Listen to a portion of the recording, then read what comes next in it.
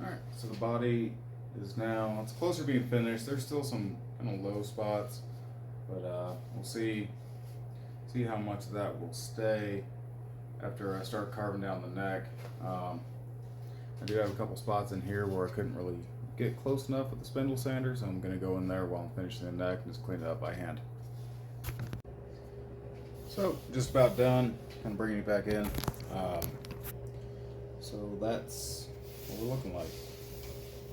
You know, right now it feels pretty close. I still have a little bit more touching up to do right along here and here for those transitions. But for the most part, I think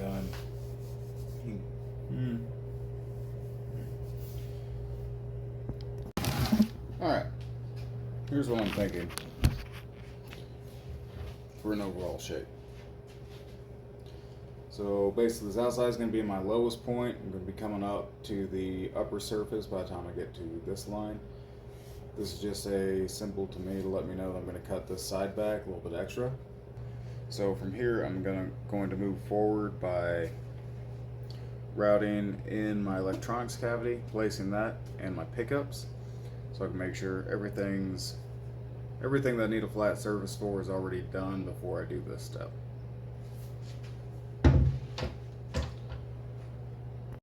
Template set up here, so I'm just going to go ahead and get this taken care of with this 1/2 inch trim router bit.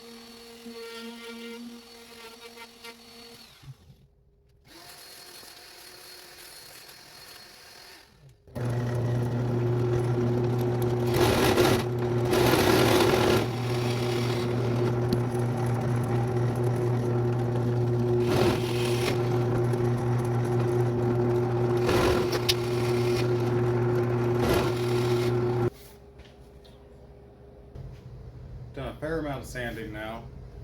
Got adequate curvature coming around the neck here, or the body, sorry. I'm reasonably happy with the shape of this right now. So what I'm going to go ahead and move on to before doing more finish sanding is put in the jack hole. I'm going to add an extra button spot. I decided I want a 3-way switch and punch in the tuner holes. I went ahead and just kind of pre-measured where those are going to be, and we should be able to go pretty quickly from there.